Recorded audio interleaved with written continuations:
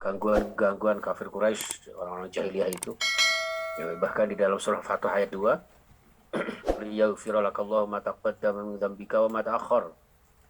Jadi inna fatahna laka fatham mubina liyaghfira lakallahu ma taqaddama min dzambika wa ma ta'akhkhara wa yutimma ni'matahu 'alaika wa yansurakallahu nasran 'aziza. Jadi kami Allah telah membukakan hatimu wahai Nabi Muhammad, ya, membuka kesuksesan kamu wahai Muhammad, memenangkanmu dalam peperangan-peperangan itu wahai Muhammad, ya. Maka kebukanya dan pertolongan Allah Subhanahu wa taala itu supaya Allah memberikan ampunan kepadamu, ya, terhadap dosa-dosamu yang telah lalu dan yang akan datang. Min dzambika wa ma ta'akhkhar. Alladzi anqadha dhahrak, yang membebani punggungmu, ya, yang kemarin sudah kita bahas, ya, bahwa al-inqad adalah anqadha. Inqad artinya suara kretek-kreteknya, ya, punggung kita kalau kita terbebani beban berat di punggung kita itu. Ini jamaah sekalian rahimakumullah. Maka di ayat keempat ini, warafa'na laka dzikrak, dan kami tinggikan, warafa'na, dan kami tinggikan Allah, ya, laka kepada wahai Nabi Muhammad, dzikraka, sebutan namamu. Jadi Allah memuliakan Rasulullah Shallallahu Alaihi Wasallam dengan dimuliakan sebutan nama beliau. Dalam hadis riwayat Imam Mujahid, ya, di situ disebutkan, tidaklah aku disebut melainkan namamu juga disebut pula bersamaku dalam dua kalimat syahadat, ya, syahadatain. Ketika kita bersyahadat, asyhadu an la ilaha illallah wa asyhadu anna muhammadar rasulullah. Ketika kita tahlil la ilaha illallah, maka Muhammadur Rasulullah, ya. Bahkan di tahlil itu biasanya ditambahi dengan Muhammadun Habibullah, Muhammadun Khalilullah, ya. Karena semuanya mencakup dalam diri sifat-sifat yang dilekatkan di dalam diri Rasulullah sebagai seorang nabi, Sayyidul Anbiya wal Mursalin, ya, sebagai pimpinan para nabi dan rasul. Maka di sini juga dimaksudkan warafa'na laka dzikrak, seperti juga di dalam ayat yang lain, innallaha wa malaikatahu yusholluna 'alan nabi ya ayyuhalladzina amanu shollu 'alaihi wa sallimu taslima. Allah, malaikat bersalawat kepada Rasulullah. Ya, ini salah satu cara menyebut nama Rasulullah. Ya ayyuhalladzina amanu shollu, maka orang-orang beriman diminta untuk bersalawat. Dalam satu hadis sahih disebutkan, man shalla 'alayya marratan sallallahu alaihi asyra marrat. Barang siapa yang bersolawat kepadaku, kata Nabi, ya, sekali saja, maka Allah akan membalasnya dengan solawat, ya, dengan rahmatnya sebanyak 10 kali. Sallallahu alaihi Muhammad, sallallahu alaihi Muhammad, ya, sekali sallallahu alaihi Muhammad dibalas oleh Allah 10 kali. Ini salah satu bagian atau tanda bahwa Allah mengangkat derajat kemuliaan Rasulullah Sallallahu Alaihi Wasallam dengan disebutnya Rasulullah setiap kali membaca syahadat, setiap kali membaca sholawat. Bahkan di dalam sholat kita, ya, di dalam sholat kita tidak akan sah manakala tidak membaca sholawat di dalam tahiyat akhir itu. Maka di sini jamaah sekalian, Imam Qadadah menyebutkan bahwa yang dimaksud wa rafa'na laka dzikrak adalah meninggikan namanya, ya, di dunia dan di akhirat. Maka seorang khotib pun tidak sah khutbahnya, ya, baik khutbah Jumat maupun khutbah Idul Fitri, Idul Adha, atau khutbah yang lain, ya, tanpa menyebut syahadat, bahkan tanpa membaca sholawat. Salah satu bagian dari rukun khutbah, ya, itu adalah membaca sholawat, membaca dua kalimat syahadat. Maka di sini Ibnu Jarir mengatakan haddatsani Yunus, ya. Ibnu Jarir meriwayatkan dari Yunus, dari Ibnu Wahab, dari Amr bin Haris, an Darraj, an Abi Al-Hasim, an Abi Sa'id, an Rasulullah sallallahu alaihi wasallam. Jadi langsung dari Rasulullah sallallahu alaihi wasallam, annahu qala, bahwa Rasulullah bersabda, atani Jibril faqal.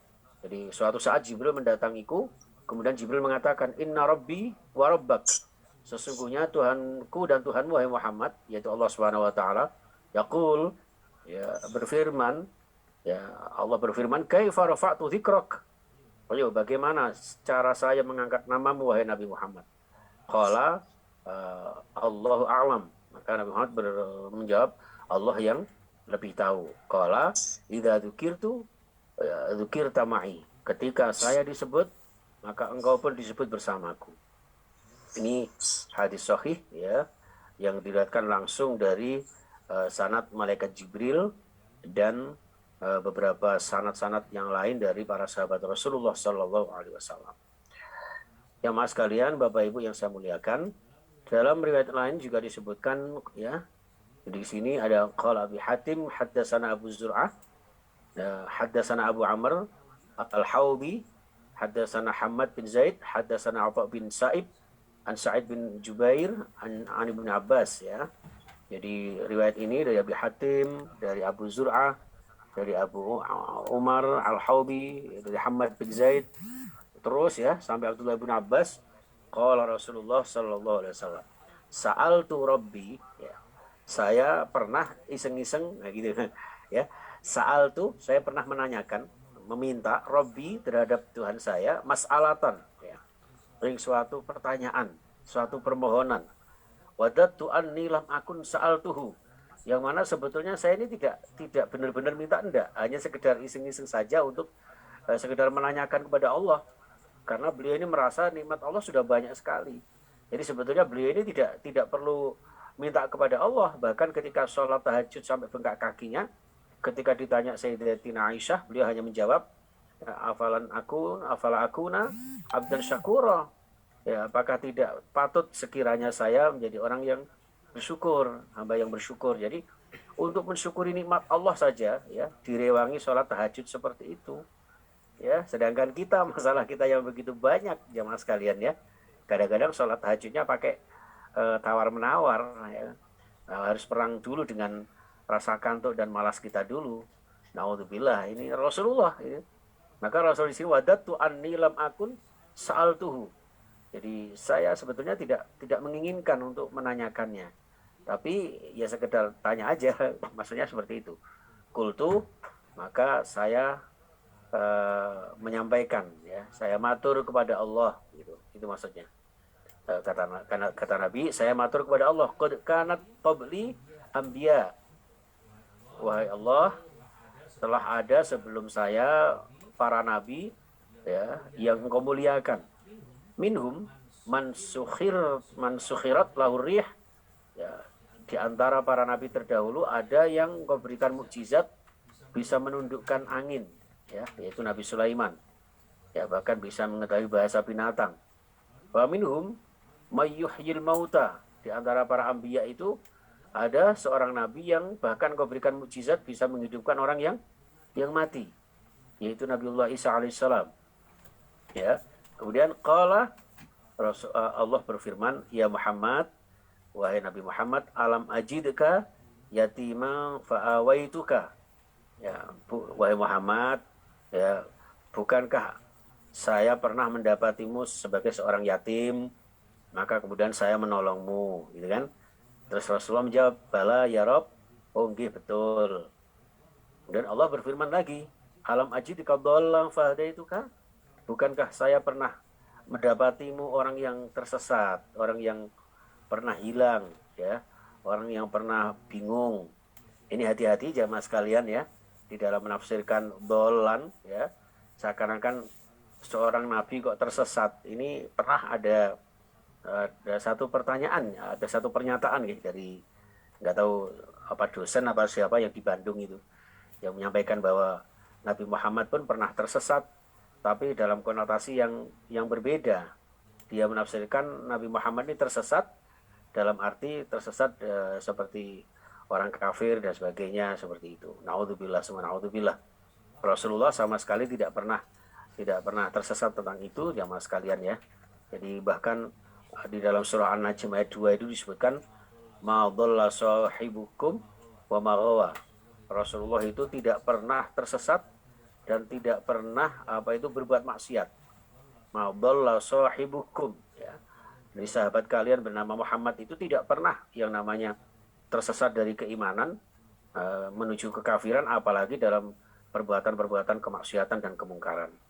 Ya, maka di sini maknanya dhallan adalah tersesat dalam arti ketika waktu kecil ya, Jadi di beberapa tafsir termasuk Ibnu Katsir, tafsir Kementerian Agama, ya, di sana dijelaskan bahwa Rasulullah waktu kecil pernah sempat hilang dari momongannya Halimatus Sa'diyah.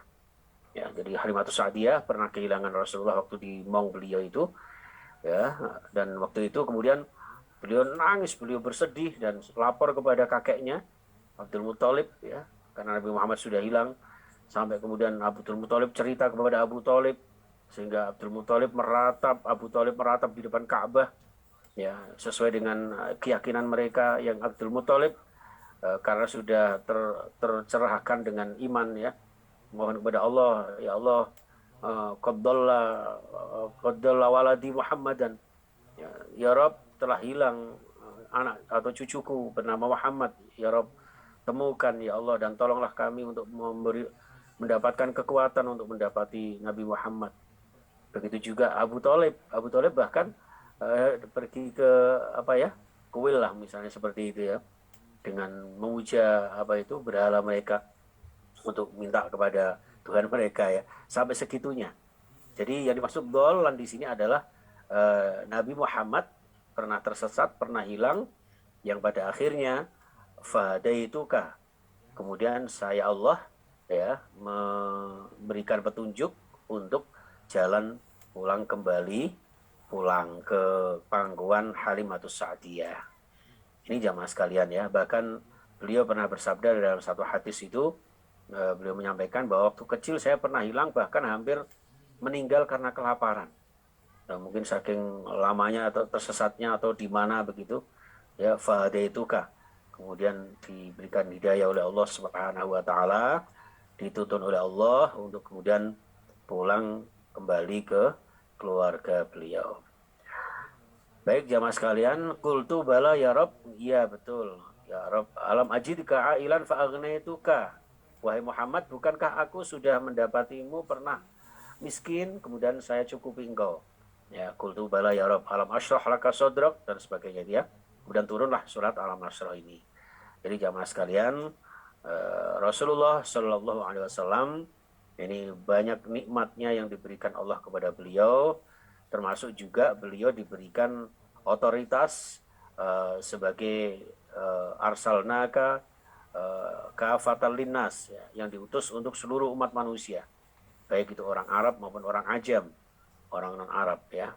Atau bahkan di ayat yang lain, wa ma arsalnaka ila rahmatan lil alamin, untuk seluruh alam semesta, baik alam syahadah maupun alam gaib, baik yang makhluk hidup maupun yang makhluk mati dan sebagainya. Semua pada hakikatnya adalah di bawah otoritas risalah Rasulullah Shallallahu Alaihi Wasallam. Baik jamaah sekalian, ini terjemahnya, ya. Jadi yang dimaksud bingung atau tersesat adalah seperti yang saya sampaikan tadi, Bapak Ibu. Ya, lalu kemudian Allah memberikan petunjuk untuk kembali kepada pangkuan keluarganya. Baik jamaah sekalian rahimakumullah, dalam satu hadis yang lain dari Abu Ahmad, ya, dari Musa bin Sahal al-Jauni, Ahmad bin Qasim bin Bahram, ya, Hadatsana Nasr bin Hamad al-Utsman bin Atha az-Zuhri, dari sahabat Anas bin Malik radhiyallahu an, qala Rasulullah sallallahu alaihi wasallam, lamma faragtu, nah ini dalam riwayat yang lain, lamma faragtu mimma amarani Allahu bi min amris samawati wal ardh. Jadi tatkala faragtu, telah selesai, mimma amarani Allahu bi, dari apa yang telah diperintahkan Allah Subhanahu wa taala untuk saya jalankan, min amris samawati wal ardi, dari urusan langit dan bumi. Subhanallah jamaah sekalian. Jadi Rasulullah ini dalam melaksanakan perintah Allah bukan hanya urusan pribadi, bukan hanya urusan keluarga, bahkan bukan hanya urusan negara, melainkan urusan langit dan bumi. Semuanya mandat diberikan Rasulullah dan semuanya sudah diterima oleh Rasulullah Sallallahu Alaihi Wasallam. Maka setelah itu kemudian beliau iseng-iseng menanyakan, ya, qultu ya Rabb, wahai Allah, innahu lam yakun nabiyyun qabli illa waqad karramtahu. Ya Allah, tidak ada seorang nabi pun sebelum saya, ya Allah, kecuali telah engkau muliakan. Seperti ja'alta Ibrahim khalilan. Engkau telah menobatkan Nabiullah Ibrahim sebagai Khalilullah, ya, kekasihmu. Wa Musa kalimullah. Nabi Musa dijuluki dengan kalimullah, orang yang bisa berbicara langsung dengan Allah. Wa sakharta li Daud al-jibal. Dan engkau telah menundukkan untuk Nabi Daud, ya, gunung-gunung. Jadi Nabi Daud itu bisa menundukkan gunung-gunung sehingga bisa ikut bertasbih kepada Nabi Daud. Dan juga Nabi Daud diberikan mukjizat bisa melemaskan besi. Jadi kalau sekarang ada tukang pandai besi, ya, itu mungkin keturunannya Nabi Daud. Bisa menundukkan besi, bisa membentuk besi sedemikian rupa. Wali Sulaiman ar-rih wa syayatin. Dan kau berikan mukjizat Nabi Sulaiman bisa menundukkan angin dan bisa menguasai para setan, para binatang, ya. Ini yang diberikan mukjizat dari Allah kepada Nabi Sulaiman. Wa ahyaita li Isal mauta. Dan engkau berikan mukjizat kepada Nabi Isa untuk menghidupkan orang yang sudah mati. Fama ja'alta li, lalu apa yang kau berikan kepadaku wahai Allah? Qala awalaisa qad a'taituka afdhala min dzalika kulli.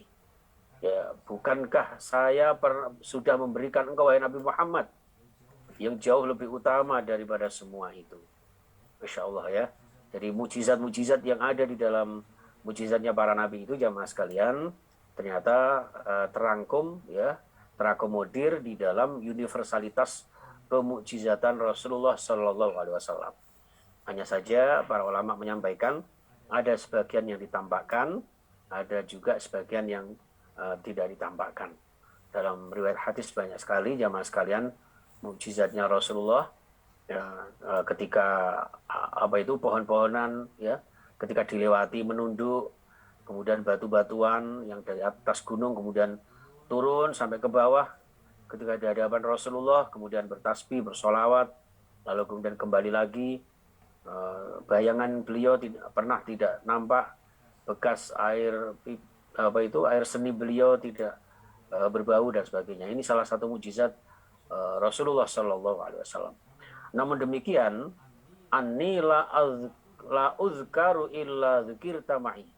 Ya, namun mukjizat terbesar adalah ketika Rasulullah disebut berdampingan dengan nama Allah Subhanahu wa taala. Wa ja'altu sudura ummatika anajila yaqra'una al-Qur'ana zahiran. Jadi Allah telah ciptakan hatinya umatmu itu bisa menghafalkan Quran, ya. Bayangkan, walam a'tiha ummatan, tidak pernah diberikan umat sebelumnya. Jadi membuktikan bahwa tidak ada umat yang bisa menghafalkan kitab-kitab mereka. Ya, beda dengan umatnya Nabi Muhammad. Sekarang ini banyak hafizul Quran, ya, banyak hufaz Al-Quran. Sampai sekarang mulai pada masa Rasulullah Sallallahu Alaihi Wasallam. Wa ataituka kanzan min kunuzi arsy, ya. Engkau telah aku berikan satu gudang, ya. Gudang itu ya sesuatu yang besar yang isinya sangat banyak, ya. Min kunuzi arsy, salah satu dari gudang-gudangnya aras saya, kata Allah. Yaitu berupa apa? La haula wala quwata illa billahil aliyil azim. Jadi jamaah sekalian, di sini juga ada satu ijazah buat kita. Jadi dalam satu hadis juga disebutkan, barang siapa yang menyebutkan, yang membaca, membiasakan kalimat la haula wala quwata illa billah, maka akan mendapatkan gudang rahmat, keutamaan dari Allah yang diambilkan salah satu dari gudangnya arasnya Allah Subhanahu wa taala. Artinya la haula wala quwata illa billah ini akan memberikan kemuliaan dalam hidup kita, ya, memberkahi segala aktivitas kita. Maka dari itu ketika kita mau keluar rumah, kemudian dianjurkan membaca Bismillahirrahmanirrahim, la haula wala quwata illa billah. Barang siapa yang membaca Bismillahirrahmanirrahim, la haula wala quwata illa billah sebelum berangkat beraktivitas, maka insya Allah diberkahi, diselamatkan, ya, perjalanannya, kemudian diberkahi aktivitasnya, dicukupi rizkinya selama perjalanan, dan dijamin oleh Allah dengan perlindungan-perlindungan dalam pangkuan Allah Subhanahu wa taala, dalam lindungan Allah Subhanahu wa taala dari hal-hal yang tidak kita inginkan. Dan insya Allah segala urusan kita dilancarkan oleh Allah Subhanahu Wa Taala. Ini jamaah sekalian rahimakumullah, sehingga ada baiknya kita sering-sering membaca la haula wala quwata illa billah. Salah satu gudangnya Allah dari Arsy ini, pernah ketika Isra wal Mi'raj itu Rasulullah ketemu dengan ruhnya Nabi Ibrahim alaihissalam. Di situ diwasiatkan kepada Rasulullah untuk diberikan kepada umatnya agar memperbanyak tanaman-tanaman dan buah-buahan di surga. Berupa apa? Berupa memperbanyak bacaan la haula wala quwata illa billahil aliyil azim, yang kita sebut dengan bacaan hauqalah, ya. Kalimat thayyibah hauqalah yang berbunyi la haula wala quwata illa billah. Baik jamaah sekalian rahimakumullah. Nah, ini dalam ayat berikutnya surah Al-Insyirah ayat 5 dan 6, fa inna ma'al usri yusra, inna ma'al usri yusra, ya. Ini dalam satu hadis yang menafsirkan ayat ini adalah dari Ibnu Abi Hatim, dari Abu Zur'ah, dari Mahmud bin Ghailan, dari Humaid bin Hamad, ya.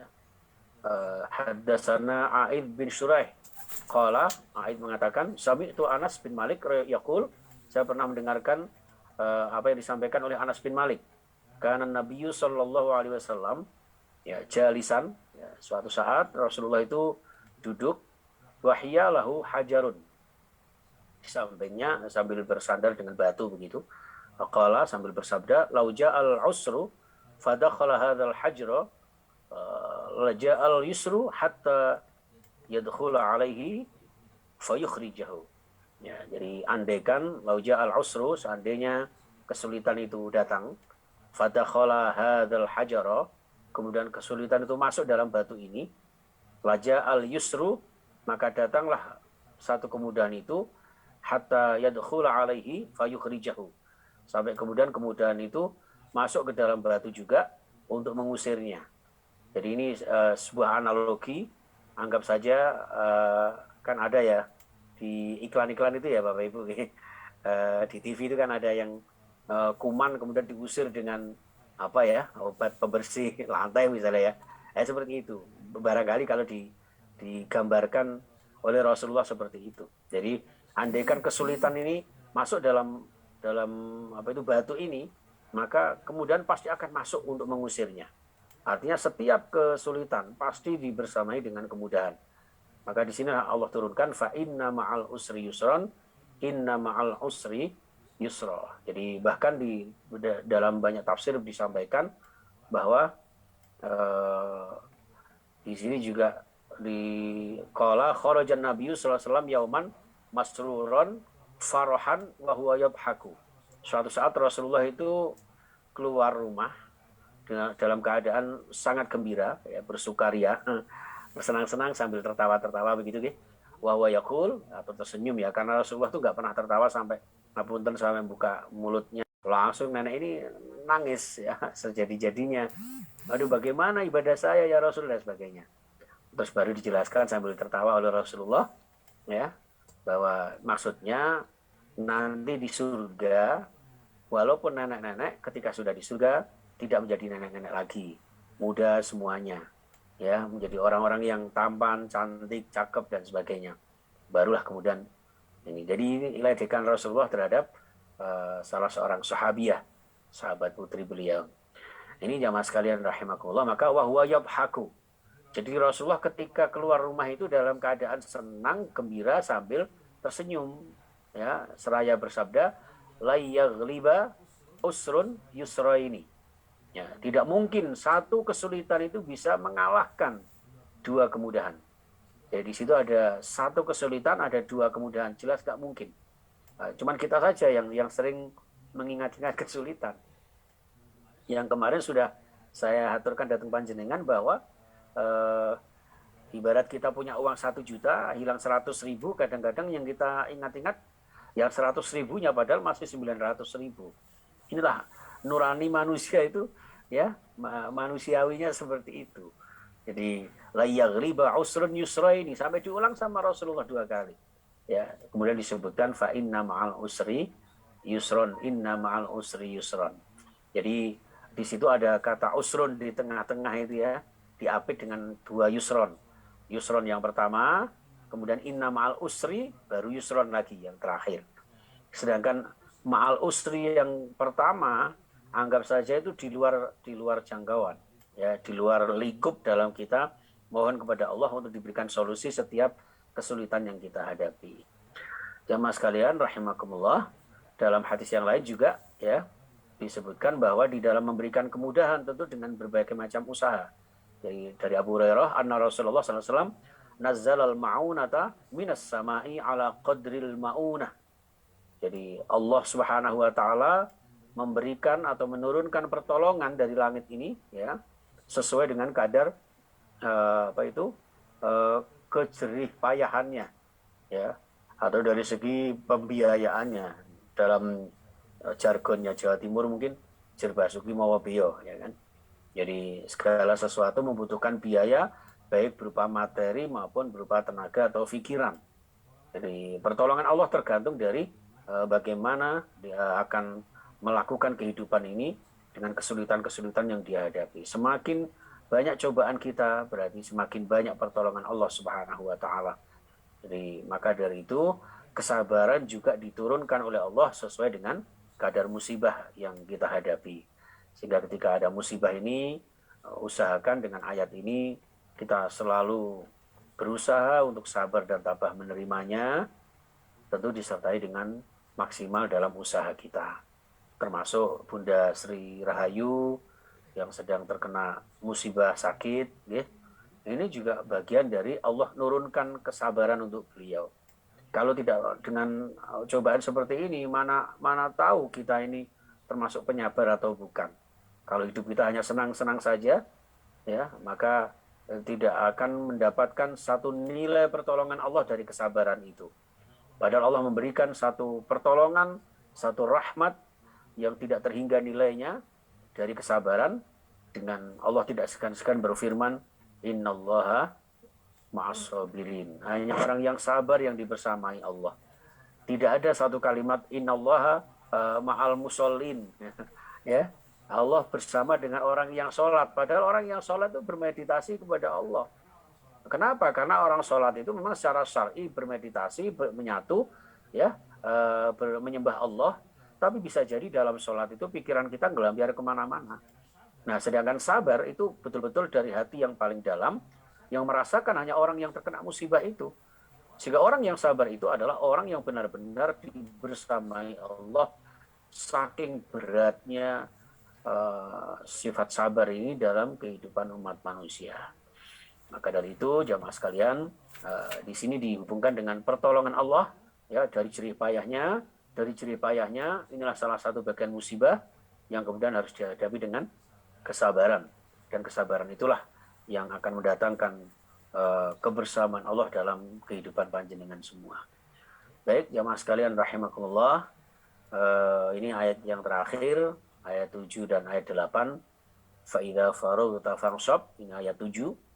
Apabila sudah selesai mengerjakan urusanmu ya, sesuatu urusan, fansab, maka bersungguh-sungguhlah untuk urusan yang lain.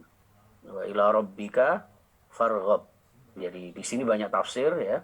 Yang dimaksudkan di sini yang pertama, ada yang menafsirkan setelah menyelesaikan urusan-urusan duniawi kita, ya, seperti Abah Pri setelah urusan dunianya tidak datang Jakarta, ternyata di Jakarta sempat ngaji bersama kita, ya. Saya pikir tadi malah di dalamnya sini, subhanallah ya. Jadi ini hikmahnya Allah memberikan cobaan kepada kita berupa Mbak Corona ini, sehingga dimanapun kita berada ternyata tidak mengurangi semangat panjenengan untuk istiqomah mengkaji ayat-ayat Allah Subhanahu wa taala. Jadi faidza faraghta fansab. Jadi penafsiran yang pertama, ada yang mengatakan setelah mengerjakan urusan-urusan duniawi, maka bersungguh-sungguhlah ya untuk kemudian meraih urusan akhirat kita. Di ayat yang lain itu wabtaghi fi ma ataakallahu daral akhirah wala tansa nasibaka minad dunya. Bersungguh-sungguhlah di dalam meraih urusan akhiratmu, namun juga jangan lupa terhadap urusan duniawi. Jadi ini menggambarkan bahwa urusan akhirat ini hendaknya kita utamakan, kita dahulukan, ya, kita sungguh-sungguh di dalam meraihnya sambil tanpa melupakan urusan duniawi kita. Jangan justru terbalik, kita bersungguh-sungguh mati-matian membela duniawi, ambisi materi, sedangkan ibadah hanya sampingan saja. Jadi dibalik ayatnya tidak bisa. Jadi kalau memahami ayat ini jamaah sekalian, ini bukan berarti dunia dan akhirat sama saja, tidak. Jadi kita sebagai seorang muslim mengutamakan akhirat tanpa melupakan dunia. Ya, jangan sampai kita hanya meraih akhirat, tapi dunia kita lupakan. Jadi dalam hadisnya seperti itu. Kita ibadah saja di masjid, itikaf saja di masjid, tanpa bekerja, tanpa beraktivitas yang lain, ya, itu juga tidak boleh. Tapi sebaliknya, kita hanya mati-matian siang malam banting tulang, ya, untuk bekerja urusan duniawi sampai melupakan urusan ukhrawi, ini juga tidak bisa. Maka dari itu Allah memberikan 5 kali dalam sehari semalam sholat itu adalah untuk menunjukkan bahwa kita ini di tengah-tengah kesibukan kita ternyata tetap mengutamakan kita bertakarub kepada Allah. Ya, subuh-subuh di saat enak-enaknya tidur, dibangunkan Allah dengan panggilan as-salatu khairum minan naum. Kemudian kita mengutamakan sholat, baru aktivitas yang lain. Ini faidah farughta fansab. Kemudian setelah itu bekerja seret siang-siang, ya, sambil beristirahat, ya. Ada yang mengatakan isoma, istirahat, sholat, makan. Kalau saya membalik soima, soima itu sholat, istirahat, makan. Jadi sholat kita utamakan. Walaupun juga ada yang mengatakan begini, kalau sudah perut lapar, ya jangan mengutamakan sholat, makan dulu, baru sholat. Sholatnya mikir hidangan yang sudah tersedia. Jadi harmonisnya luar biasa. Inilah indahnya Islam, jamaah sekalian. Baik, jamaah sekalian, wa ila rabbika farghab, ya, dan kepada Tuhanmu lah berharap kepada Allah Subhanahu wa taala. Oh ya, ini hadis yang tadi saya sampaikan, la sholata bi hadrati ta'amin wala wa huwa yudafiul ahbasan. Jadi jangan sholat, ya, ketika makanan sudah dihidangkan di hadapan kita. Jadi dinikmati dulu, ya, kecuali kalau waktunya sudah mepet, mau habis waktu sholat, ya. Jadi kalau bisa didahulukan, ya, makannya, baru kemudian khusyuk sholatnya. Begitu juga wala wa huwa yudafi'ul akhbasan. Juga jangan sholat ketika ngempet, ya, ngempet buang angin atau buang air kecil, buang air besar, ya, itu hendaknya didahulukan. Jadi apalagi hanya sholat sunnah, selagi sholat wajib saja, ya, kalau kita ngapunten kebelet buang angin, sebaiknya diloskan saja, ya. Jangan diempet. Kenapa? Inilah Allah memikirkan kondisi umatnya, hambanya, jangan sampai dengan ngempet itu menimbulkan penyakit tertentu. Ini jamaah sekalian. Idza uqimatis sholatu wa hadaral asya fabda'u bil asya. Apabila sholat mau didirikan, sedangkan makan malam itu sudah tersedia, maka dahulukanlah, mulailah dengan menyantap makanan dulu itu, ya. Itu jamaah sekalian rahimakumullah. Asya itu makan malam. Maka waktu isya itu disebut sholat isya itu karena di sekitar waktu malam itu setelah sholat isya kita kemudian al-asya, ya. Kita setelah sholat isya kemudian makan malam, seperti itu. Adapun kalau sudah tersedia makanan itu, ya monggo didahulukan. Punya luar biasa sebetulnya, ya, dengan berbagai macam kesibukan. Nah, tentu sebagai seorang muslim, ya, memahami betul di sini ada beberapa aktivitas-aktivitas yang perlu kita berikan skala prioritas, atau ada fase-fase, ada sistematika yang kita lakukan agar tidak menyampaikan bahwa al-insyirah ini sebagai penenang bagi Nabi Muhammad SAW. Kenapa? Karena waktu itu sempat terjadi beban berat yang dihadapi Rasulullah. Yang pertama, karena wafatnya istrinya yang bernama Khadijah dan pamannya bernama Abu Thalib pada tahun 11 kenabian. Ya, fi sanati 11 nubuwatan. Dalam tahun ke-11 kenabian ini sampai disebut dengan Amul Khuzni, tahun duka cita, ya, karena meninggalnya 2 backup, ya, dua orang yang selama ini membacking dakwah Rasulullah.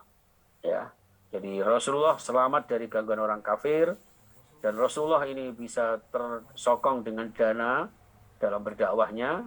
Ini karena adanya Khadijah dan karena adanya Abu Thalib. Ini. Dan yang kedua, beratnya wahyu Allah yang turun, yang diterima oleh beliau. Jadi kadang-kadang Al-Quran itu diturunkan begitu berat, baik berat bacaannya maupun berat isinya, bahkan berat pelaksanaannya.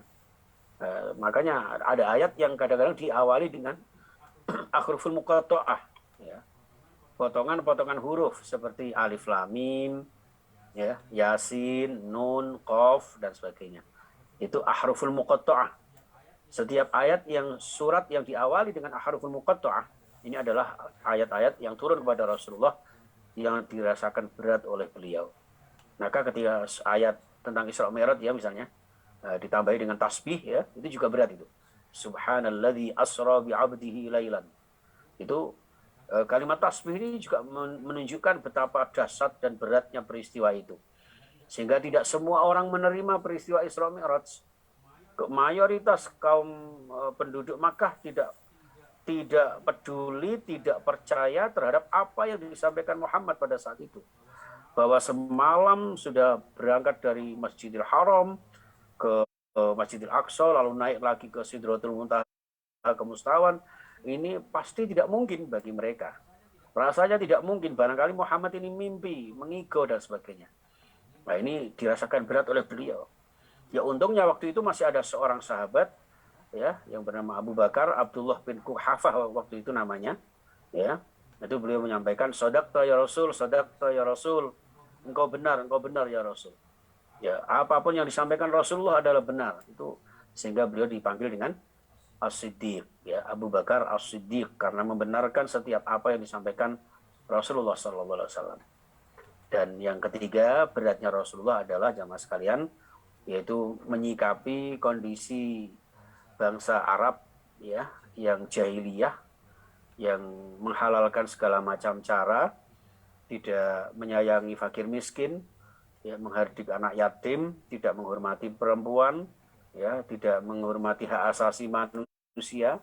Jadi adanya hak asasi manusia itu sejak masa Rasulullah sudah beliau yang memperjuangkan itu, menyamakan ya istilahnya apa itu kehormatan seorang perempuan itu, sampai kemudian Rasulullah apa itu diberikan wahyu surat An-Nisa dan sebagainya. Itu salah satu bagian dari Allah memberikan satu solusi terhadap beban berat yang dihadapi Rasulullah menghadapi bangsa Arab jahiliyah pada saat itu. Ya, ini jamaah sekalian termasukkan mobil pun maunya setiap ada merek terbaru akan ganti lagi itu manusia. Ya, dan itu manusiawi. Manusiawinya ketika apa? Ya ketika kita menyadari bahwa itulah keinginan manusia yang tentu tidak semua harus sesuai dengan keinginan kita. Kenapa? Karena ada kudrah irada Allah SWT ini. Jangan sekalian rahimakumullah. Ini sudah saya sampaikan tadi ya. Jadi intinya adalah bahwa ketika ada masalah-masalah yang kita hadapi, tentu kita kemudian berpegang teguh kepada ma'unah Allah, ya, pertolongan Allah. Kita mendekat kepada Allah Subhanahu wa taala. Karena doa itu adalah senjata kaum mukminin. Ya, jadi Rasulullah sendiri ketika menghadapi orang kafir yang begitu banyak, sebetulnya adalah doa yang beliau andalkan. Pada akhirnya kemudian Allah memberikan pertolongan, mengerahkan para malaikat itu. Ini beberapa contoh surah Al-Insyirah jamaah sekalian, ya, tentu ini mungkin untuk anak-anak kita, mahasiswa kita, ya, bekerja keras, pantang menyerah dalam bekerja dan belajar misalnya kayak itu. Mengerjakan suatu urusan dengan sungguh-sungguh, teliti, telaten, penuh perhatian, penuh dengan tanggung jawab dan sebagai amanah yang diberikan Allah kepada kita. Juga berkeyakinan setiap ada kemauan pasti ada jalan. Manjadda wajada. Barang siapa yang sungguh-sungguh pasti akan mendapatkan jalan keluar yang terbaik. Tentu dengan bingkai ketakwaan kepada Allah Subhanahu wa taala. Karena Allah menjanjikan wa may yattaqillah yaj'al lahu makhraja. Barang siapa yang bertakwa kepada Allah, Allah akan memberikan jalan keluar terbaik dalam hidupnya. Wa yarzuqhu min haitsu la yahtasib. Diberikan rizki yang tanpa disangka-sangka. Wa yaj'al lahu min amrihi yusra. Akan diberikan segala urusannya menjadi mudah oleh Allah Subhanahu wa taala. Itu jamaah sekalian, ya. Akhir daripada surah Al-Insyirah, ya. Mohon maaf kalau mungkin terlalu panjang. Dan insya Allah ini episode yang terakhir di tafsir surah Al-Insyirah ini. Mudah-mudahan ada guna dan manfaatnya. Sebelum kita tutup, monggo mungkin ada yang mau ditambahkan atau disampaikan. Silakan.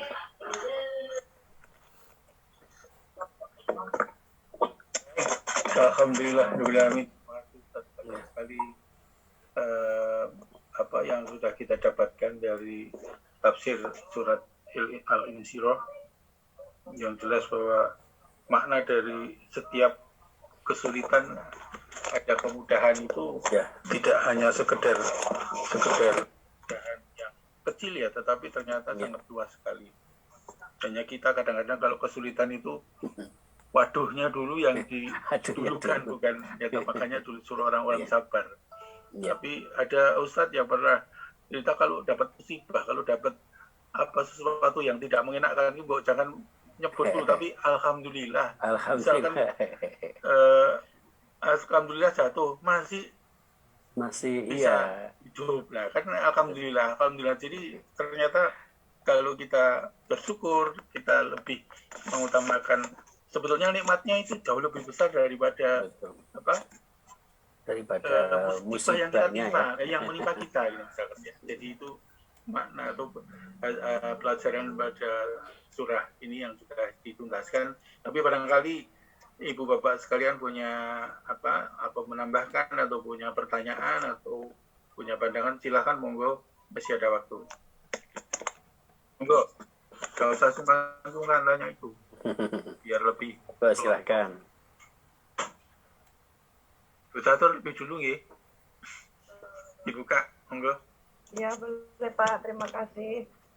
Assalamualaikum warahmatullahi wabarakatuh. Waalaikumsalam, Bu Catur, monggo.